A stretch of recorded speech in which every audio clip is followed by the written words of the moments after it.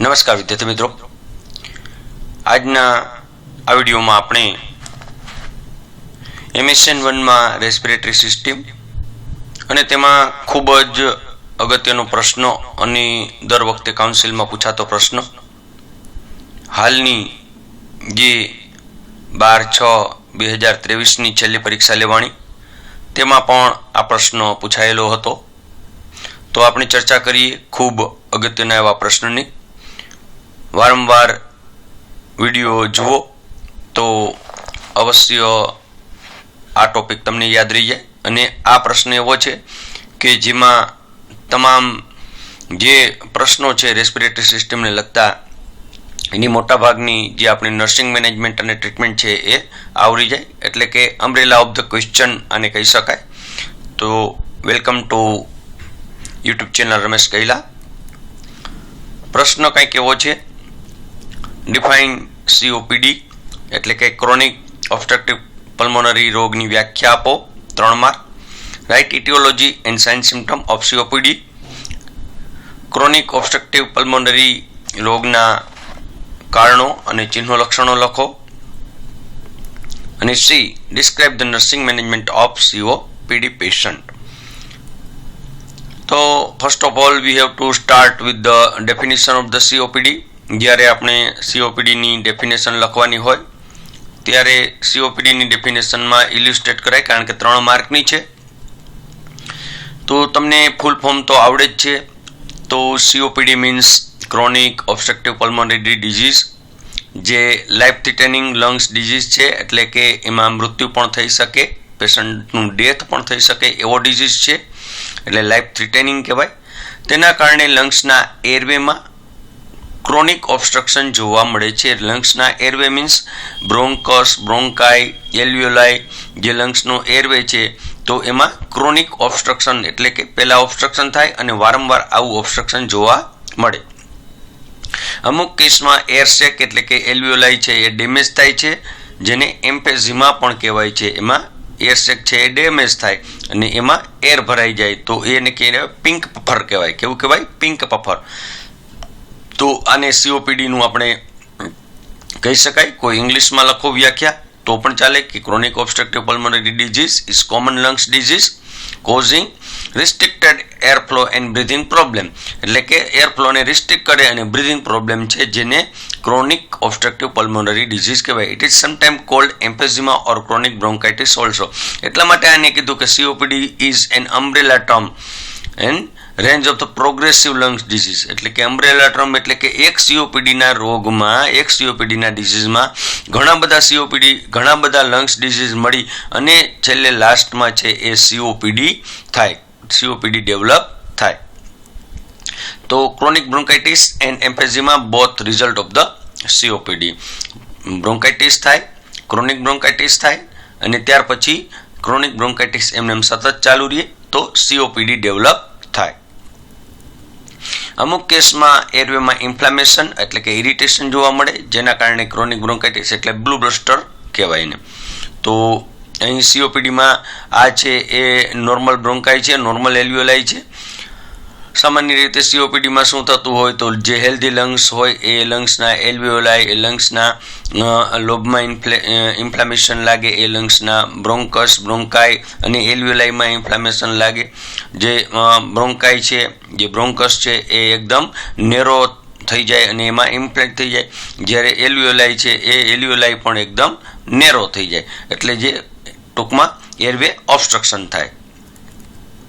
ઇટિયોલોજી અને causes factor, risk factor. તો ઇટિયોલોજી કઈ રીતે ક્રોનિક બ્રોન્કાઇટિસ ડેવલપ થાય? તો પ્રાઇમરી કોઈ પણ રેસ્પિરેટરી ડિઝીઝ હોય તો એનું પ્રાઇમરી કોઝ તમારે આંખો મીચીને સ્મોકિંગ લખી નાખવાનું, કારણ કે smoking is the most important causes of the pulmonary disease. તો સ્મોકિંગ. ટ્રાન્સજેન્ડર હોય એમાં વધારે જોવા મળે, એબાઉટ 65 યર ઓલ્ડ એજમાં વધુ જોવા મળે. એર પોલ્યુશનમાં કામ કરતા હોય તેવા લોકોમાં વધુ જોવા મળે. કેમિકલ ડસ્ટ, ફ્યુમ સાથે કામ કરતા હોય તેવા લોકોમાં વધુ જોવા મળે. જીનેટિક એ રિસ્ક ફેક્ટર ગણાય. રેસ્પિરેટરી ઇન્ફેક્શન ડ્યુરિંગ ચાઇલ્ડહુડ, ઘણી વખત ચાઇલ્ડહુડ દરમિયાન જ રેસ્પિરેટરી ઇન્ફેક્શન લાગેલ હોય અને ક્રોનિક ડિઝીઝ એમને ચાલુ હોય તો પણ COPD ડેવલપ થાય. Tobacco, history of asthma, outdoor air pollution એટલે બહાર જે ફ્યુમ ધુમાડો, ઇન્ડસ્ટ્રીયલ પોલ્યુશન નહીં પણ બહાર પણ જે સિટી એરિયા હોય, ગીચ એરિયા હોય, દિલ્હી જેવું સિટી હોય તો ફ્યુમ પોલ્યુશન એટલે કે બાયણે આઉટડોર એર પોલ્યુશન હોય. ફેમિલી હિસ્ટ્રી હોય કે જેમાં રેસ્પિરેટરી ડિઝીઝની હિસ્ટ્રી હોય. આલ્કોહોલિઝમ પણ એક રિસ્ક ફેક્ટર અને કોઝિસ ફેક્ટર છે. તો આ હતા કેટલાક રિસ્ક ફેક્ટર જેને ઇટિયોલોજી અને કોઝિસ કહી શકાય. ત્યાર પછી સાઇન સિમ્ટમ, તો મોટાભાગની રેસ્પિરેટરી સિસ્ટમના બધા જ સાઇન સિમ્ટમ છે એ આપણે જોઈએ તો કોમન સાઇન સિમ્ટમ હોય તો આવા સાઇન સિમ્ટમ આપણે જોતા જઈએ. તો સાઇન સિમ્ટમમાં છે શોર્ટનેસ ઓફ બ્રિધિંગ એટલે કે એકદમ બ્રિધિંગ ટૂંકા થઈ જાય કારણ કે પેશન્ટને ચેસ્ટ પેઇન થાય, પેશન્ટના એલ્વિયોલાઈ બંધ હોય એટલે વારંવાર બ્રિધિંગ લેવા પડે અને બ્રિધિંગ લેવા છતાં પણ ઓક્સિજન પૂરો પડતો ન હોય એટલે એને બ્રિધિંગ છે એમના ટૂંકા થઈ જાય. શોર્ટનેસ ઓફ ધ બ્રિધિંગ. વિઝનિંગ એટલે કે રેસ્પિરેશન દરમિયાન એ અવાજ એ રીતે અવાજ આવતો હોય તો એને વિઝનિંગ કહેવાય. કફિંગ વિથ મ્યુકસ, તો કફની સાથે મ્યુકસ પણ હોય, મ્યુકોપર્યુલન્ટ હોય મ્યુકસ. વેઇટ લોસ થાય. Fatigue, low PO2 and high PCO2 એટલે કે SpO2 નું પ્રમાણ ઘટી જાય. પેરિફરલ સાઇનોસિસ જોવા મળે. નખ છે, નાકનું ટેરવું છે, પગના નખ છે એમાં આપણને બ્લુ દેખાય એટલે કે પેરિફરલ સાઇનોસિસ જોવા મળે. હિમોપ્ટિસિસ જોવા મળે. ઘણી વખત કફમાં બ્લડ પણ આવે. તો આ બધા એના સાઇન સિમ્ટમ છે. આના ઉપરાંતના પણ તમે ઘણા બધા સાઇન સિમ્ટમ લખી શકો. કફિંગ હોય, સ્નીઝિંગ હોય, ફટીગ છે, એનોરેક્સિયા છે, લોસ ઓફ વેઇટ તો છે જ. તો ઘણા બધા સાઇન સિમ્ટમ, ડિઝીનેસ છે, અનઇઝીનેસ છે, ઇમોશનલ સ્ટ્રેસ છે, આ બધા જ સાઇન સિમ્ટમ આપણે લખી શકીએ. ડાયગ્નોસિસ કેવી રીતે કરી શકીએ COPDનું? તો ડાયગ્નોસિસ કરવા માટે first of all we have to ask them the medical history. કોઈ પણ હિસ્ટ્રી હોય મેડિકલની. ફિઝિકલ એક્ઝામિનેશન કરો. ફિઝિકલ એક્ઝામિનેશનમાં અસ્કલ્ટેશન, પરકઝન, ઓબ્ઝર્વેશન, ફિઝિકલ એક્ઝામિનેશન કરો. સ્પાયરોમેટ્રી ટેસ્ટ કરો. સ્પાયરોમેટ્રી ટેસ્ટમાં SpO2, SpCO2 તો સ્પાયરોમેટ્રી ટેસ્ટ પણ આવે. Pulmo oximetry for measurement of the oxygen of the blood. ABGS check કરો જેમાં ઓક્સિજન અને કાર્બન ડાયોક્સાઇડનું લેવલ જુઓ. ત્યાર પછી ઇલેક્ટ્રોકાર્ડિયોગ્રામ કરો. હાર્ટની કોઈ પણ કન્ડિશન જાણવા માટેની બધા ઇન્વેસ્ટિગેશન જેમાં x-ray chest, CT scan, exercise test પણ કરવાનો હોય કે એક્સરસાઇઝ કર્યા પછી બ્લડ ઓક્સિજન લેવલ કેટલું છે તો એ પણ જોવાનું હોય. તો આ હતા જુદા જુદા ઇન્વેસ્ટિગેશન. આ સિવાય પણ ઘણા બધા ઇન્વેસ્ટિગેશન, એમાં એન્ડોસ્કોપી, એમાં બ્રોન્કોસ્કોપી એક્ઝામિનેશન પણ તમે કરી શકો. લંગ ફંક્શન ટેસ્ટ પણ તમે કરી શકો. તો ઘણા બધા આમાં આપણે લખી શકાય. ખાસ અગત્યની એવી ટ્રીટમેન્ટ અને નર્સિંગ મેનેજમેન્ટ. તો ટ્રીટમેન્ટ અને નર્સિંગ મેનેજમેન્ટમાં જ્યાં લંગ્સની વાત હોય ત્યાં શરૂઆતમાં ડ્રગ્સ થેરાપી. ડ્રગ્સ થેરાપીમાં આપણે લેશું બ્રોન્કોડાયલેટર એટલે બ્રોન્કસને ડાયલેટ કરે એવી દવા. તો દરેકમાં આપણે ટીક ટીક કરીને લખતું જવાનું છે કે ડૉક્ટર ઓર્ડર મુજબ બ્રોન્કોડાયલેટર આપવી.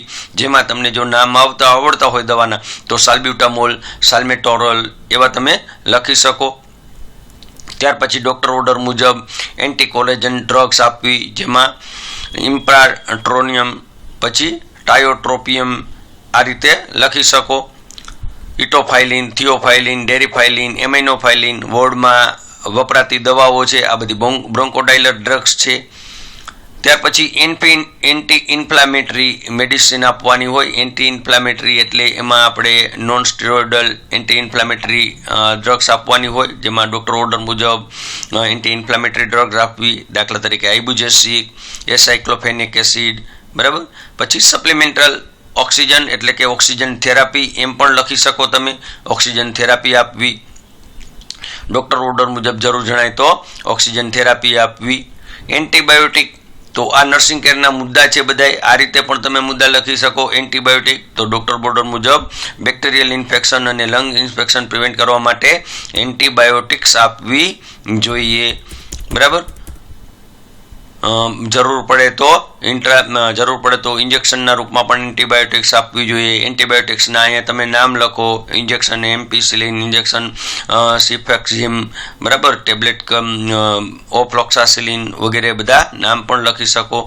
વેક્સિનેશન તો આ પણ એક નર્સિંગ મેનેજમેન્ટનો અગત્યનો મુદ્દો છે કે રેસ્પિરેટરી ઇન્ફેક્શન પ્રિવેન્ટ કરવા માટે ઘણી વખત ફ્લૂ અને ન્યુમોનિયા માટેનું વેક્સિનેશન, અત્યારે જેમ આપણે COVID-19નું વેક્સિનેશન કરીએ છીએ તો એમ વેક્સિનેશન પણ કરવું જોઈએ, જેથી કરીને COPDને અટકાવી શકાય. રિહેબિલિટેશન તો પુનર્વસનની સારવાર આપવાની છે. પેશન્ટને રિહેબિલિટેશન પ્રોગ્રામ શીખવાડવાનો છે. જેમાં તમારે શું શીખવાડવાનું છે રિહેબિલિટેશન પ્રોગ્રામમાં? તો deep breathing exercise, maintain fitness, light activity કરવી. આ રિહેબિલિટેશનનો પોઈન્ટમાં લખી શકો. આપણે એક જ્યારે પણ વિડીયો જુઓ, જ્યારે પણ તમે આ પ્રશ્નો વાંચો ત્યારે તમે એક ફૂટનોટ લખી નાખો. એક એવી બુક્સ બનાવો કે જેમાં તમારા બધા જ પોઈન્ટ છે એ તમે નોટ આઉટ કરો અને સાથે સાથે લખતા જાઓ, જેથી કરીને તમે વાંચી શકો. એન્ટીકોલોજેનિક ડ્રગ્સ આપવાની હોય છે, જેમાં સાયક્લોપિન, બરાબર, તો સેરોક્વેલ આ એક ખૂબ ફેમસ ડ્રગ્સ છે, તો આવી ડ્રગ્સ આપવાની હોય. પછી એક્સપેક્ટોરન્ટ આપણે બધા જ લેતા હોય શરદી ઉધરસમાં, તો ડૉક્ટર ઓર્ડર મુજબ એક્સપેક્ટોરન્ટ જે મ્યુકસને થિન કરી અને કફને બહાર કાઢે, સ્પુટમને બહાર કાઢે, એવા એક્સપેક્ટોરન્ટ ડૉક્ટર ઓર્ડર મુજબ આપવાના હોય. જેમાં એમોનિયમ ક્લોરાઇડ કમ્બાઇન્ડ વિથ ડિફેનાઇલ ડ્રાયમિન આવે, ક્લોરફેનામાઇન મેલિએટ આવે, તો આવા આપણે એક્સપેક્ટોરન્ટ આપવાના હોય. એન્ટીહિસ્ટામિનિક ડ્રગ્સ ડૉક્ટર ઓર્ડર મુજબ એન્ટીહિસ્ટામિનિક ડ્રગ્સ આપવી, બરાબર. તો જેમાં આપણને ખ્યાલ છે કે એન્ટીહિસ્ટામિનિકમાં બ્રોમેફેરિન, ક્લોરફેનામાઇન મેલિએટ એટલે કે CPM, લિયોસેટ્રીજીન છે, આ બધી કેવી છે? એન્ટીહિસ્ટામિનિક ડ્રગ્સ છે. ત્યાર પછી બેન્ડ્રીલ છે, આ હિસ્ટામિનિક. એન્ટીવાયરલ ડ્રગ્સ, જો વાયરલ ઇન્ફેક્શન હોય તો ડૉક્ટર ઓર્ડર મુજબ એન્ટીવાયરલ ડ્રગ્સ આપવાની હોય. દાખલા તરીકે COVID-19 જેવી કન્ડિશન હોય અને સાથે COPD હોય તો એસાઇક્લોવીર પણ આપવું પડે, ટેમીફ્લુ આપવું પડે, એસાઇક્લોવીર આપવું પડે, ટેનોફ્લોવીર આપવી પડે. તો આને કહેવાય એન્ટીવાયરલ ડ્રગ. ત્યાર પછીના નર્સિંગના મુદ્દામાં આવે હેન્ડ વોશિંગ. તો ફ્રિકવન્ટલી હેન્ડ વોશિંગ માટેની સમજણ આપવાની, specially before preparing food, eating food, કોઈ પણ મેડિસિન લેતા પહેલાં પણ આપણે હેન્ડ વોશિંગની સલાહ આપવી જોઈએ. આ ઉપરાંત એમને થરોલોજીકલ હેન્ડ વોશિંગની સલાહ ક્યારે આપવાની? તો કોઈ પણ કફિંગ કે સ્ટીજિંગ વખતે, અથવા તો બાથરૂમનો ઉપયોગ કરતી વખતે, કોઈ પણ સોલિડ લિનનને ટચ કર્યું હોય, અથવા તો આફ્ટર સોશિયલ ગેધરિંગ એટલે ઘણા બધા લોકો ભેગા થયા હોય અને આપણે હાથ મિલાવ્યા હોય, તો એવી વખતે ખાસ છે હેન્ડ વોશિંગની સલાહ આપવી જોઈએ. આમાં ઘણા બધા પોઈન્ટ આપણે આવરી લીધા છે. આમાંથી તમે ઘણા પોઈન્ટ લખો તો પણ આપણો પ્રશ્ન બહુ સુંદર બની જાય. વિઝિટર્સ છે, તો વિઝિટર પેશન્ટ પાસે વિઝિટર આવતા હોય તો વિઝિટરને કોઈ પણને કોમન કોલ્ડ કે ફ્લૂ હોય, સિમ્ટમ હોય, તો એવા વિઝિટરથી આપણે દૂર રહેવું જોઈએ, અથવા તો વાત કરતી વખતે એને માસ્ક પહેરવાની અથવા તો આપણે માસ્ક પહેરવું જોઈએ, એવી સમજણ આપણે પેશન્ટને આપવી જોઈએ. એન્વાયરમેન્ટ તો keep clean and free from access dust environment. કોઈ પણ એન્વાયરમેન્ટમાં ડસ્ટ ન હોવી જોઈએ, જેથી કરીને એલર્જી, અસ્થમા થઈ ન શકે.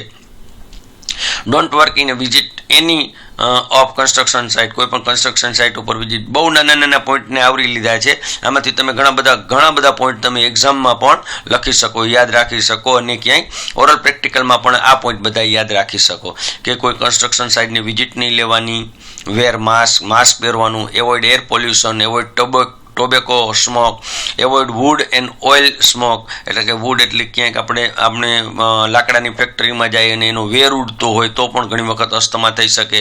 સ્મોકિંગ ઝોનમાં તમે જાઓ તો પણ અસ્થમા થઈ શકે. એક્ઝોસ્ટ ફ્યુમનો, જે કારનું એક્ઝોસ્ટ ફ્યુમ હોય એ એવોઇડ કરવી. ઇન્ડસ્ટ્રીયલ એર પોલ્યુશન એવોઇડ કરવું, બરાબર. એવોઇડ પોલોન એટલે કે પીછાથી જો કોઈ પણ એલર્જી થતી હોય પેશન્ટને તો એ પણ એવોઇડ કરવું. Protect your self in A winter flu એટલે કે વિન્ટર ફ્લૂથી એટલે શિયાળામાં આપણે પેશન્ટની જાતને પ્રોટેક્ટ કરવા માટેની સમજણ આપવી જોઈએ, બરાબર. તો ડબલ 2 પેરવાળા કપડાં પહેરવા જોઈએ, બરાબર, ઢાંકી ઢૂકીને રહેવું જોઈએ. ઇક્વિપમેન્ટ કેર, તો જે પણ ઇક્વિપમેન્ટ આપણે પેશન્ટના માટે ઉપયોગમાં લીધેલા હોય, બ્રિધિંગ ઇક્વિપમેન્ટ, એને ક્લીન બરાબર રાખવા જોઈએ. કોઈએ ઉપયોગ કર્યો હોય તો એને બરાબર પાછા ક્લીન કરવા જોઈએ. ડાયટ વિશેની સમજણ આપવાની, તો બેલેન્સ ડાયટ હોવો જોઈએ, ગુડ ન્યુટ્રિટિવ ડાયટ હોવો જોઈએ, પ્લેન્ટી ઓફ ફ્લુઇડ આપવું જોઈએ. તો ડાયટમાં પણ આટલા પોઈન્ટ લખી શકાય. અધર જનરલ હેલ્થ ગાઈડન્સ એમને આપવાનું કે ડોન્ટ ટચ ટી મીન્સ આંખ, નાક અને મોઢાને ટચ થવું જોઈએ નહીં હાથેથી. ક્વાઇટિંગ સ્મોકિંગ એટલે સ્મોકિંગ બંધ કરવું જોઈએ. ફોલોસ ડૉક્ટર મેડિસિન ગાઈડલાઇન, ડૉક્ટરની ગાઈડલાઇન પ્રમાણે દરેક મેડિસિન લેવી જોઈએ. રેસ્ટ એન્ડ સ્લીપ, તો યોગ્ય પ્રમાણમાં રેસ્ટ એન્ડ સ્લીપ લેવી જોઈએ. સ્ટ્રેસ મેનેજમેન્ટ કરવા માટે યોગા, મેડિટેશન કરવું જોઈએ. Avoid travelling, cold drinks and beverages, બને ત્યાં સુધી ટ્રાવેલિંગને એવોઇડ કરવું જોઈએ. બને ત્યાં સુધી કોલ્ડ ડ્રિંક્સ કે બેવરેજીસનો ઉપયોગ કરવો જોઈએ નહીં. કેર એટ હોમ, હવે આવું પેશન્ટને ડિસ્ચાર્જ આપ્યો અને ઘરે જઈને આપણે એને આ ઘણું બધું તમે લખી શકો, લોટ ઓફ થિંગ તમે લખી શકો કે પેશન્ટ ઘરે જાય તો આપણે એને શું સલાહ આપશું. કેર એટ હોમ, તો ક્વાઇટ સ્મોકિંગ એટલે સ્મોકિંગ બિલકુલ નહીં કરવાનું. જે મેડિસિન તમને ડૉક્ટરે પ્રિસ્ક્રાઇબ કરી દીધી છે, ટેક પ્રિસ્ક્રાઇબ મેડિકેશન, એ યોગ્ય અને સમયસર લેવાની. Carry out the pulmonary rehabilitation programme, pulmonary rehabilitation programme બધા જ કેરી આઉટ કરવા, જેવા કે deep breathing exercise, light activity, yoga, medicine વગેરે. મેન્ટેન હેલ્ધી વેઇટ બરાબર મેન્ટેન રાખવું. Avoid air pollution by chemical smoke and dust. Sitting non smoking public area, જ્યાં લોકો સ્મોક કરતા હોય એવી જગ્યાએ પણ બેસવું નહીં. એવોઇડિંગ અંડરગ્રાઉન્ડ પાર્કિંગ ગેરેજ, તો ઘણી વખત એવું થાય કે આપણે અંડરગ્રાઉન્ડ પાર્કિંગ ગેરેજમાં જો પેશન્ટ COPDનું પેશન્ટ જાય અને લેકિંગ ઓફ ઓક્સિજન થાય તો ઘણી વખત અસ્થમાનો એટેક આવી શકે છે. Avoiding high traffic industrial area, high ટ્રાફિકમાં નહીં જવાનું, ઇન્ડસ્ટ્રીયલ એરિયામાં નહીં જવાનું. નોટ યુઝિંગ પરફ્યુમનો ઉપયોગ કરવાનો નહીં. Reducing expose heater and air condition, બને ત્યાં સુધી હીટર અને એર કન્ડિશનનો ઉપયોગ ઓછો કરવાનો. એક્ઝોસ્ટ ફેન વેન કુકિંગ, ઘરમાં કોઈ પણ રાંધતું હોય તો એક્ઝોસ્ટ ફેનનો ઉપયોગ કરવાનો, જેથી કરી અને આવું પેશન્ટ આપણે બચાવીશું. ઘણી બધી આમાં નર્સિંગ કેર લખી છે. આમાંથી તમને 25 થી 30 મુદ્દા એવા સરસ મજાના આવડે, જેમાં ડાયટ થેરાપી, જેમાં ડ્રગ્સ થેરાપી લખો, ઓક્સિજન થેરાપી લખો તમે, પછી drug therapy, oxygen therapy, emotional એટલે કે સ્ટ્રેસ થેરાપી, આ રીતે અલગ અલગ, ફ્લુઇડ થેરાપી, ડાયટ થેરાપી, આ રીતે અલગ અલગ તમે પોઈન્ટ આઉટ કરીને પણ લખી શકો. ઇન શોર્ટ આપણે કહીએ તો બ્રોન્કોડાયલેટર દવા આપવાની હોય, નેબ્યુલાઇઝેશન એટલે કે નાશ આપવાનો હોય, ઓરલ સ્ટીરોઇડ આપવી પડે ડૉક્ટર ઓર્ડર મુજબ ટેપરિંગ ડોઝમાં, ઓક્સિજન થેરાપી આપવી પડે, ઘણી વખત સ્ટીમ ઇન્હેલેશન આપો, ચેસ્ટ ફિઝિયોથેરાપી એટલે ડીપ બ્રિથિંગ એક્સરસાઇઝ આપો, પલ્મોનરી રિહેબિલિટેશન પ્રોગ્રામ આપો. તો આ હતી COPDની ટ્રીટમેન્ટ. COPD હોય તો એના કોમ્પ્લિકેશન કયા થઈ શકે, તો pneumonia, high blood pressure, heart attack આવી શકે, હાર્ટ ફેલ્યોર થઈ શકે, લંગ્સ કેન્સર થઈ શકે અને પેશન્ટ ડિપ્રેશનમાં જઈ શકે. તો આ હતી કેટલીક માહિતી COPD માટે. તો COPD ખૂબ અગત્યનો ક્વેશ્ચન અને એ ગુજરાત નર્સિંગ કાઉન્સિલની પોઈન્ટ ઓફ વ્યૂ પણ ખૂબ અગત્યનો ક્વેશ્ચન છે. એક ક્વેશ્ચનની આપણને નર્સિંગ કેર આવડે તો ઘણા બધા ક્વેશ્ચનની નર્સિંગ કેર આવી શકે. ખૂબ ખૂબ આભાર, ધન્યવાદ.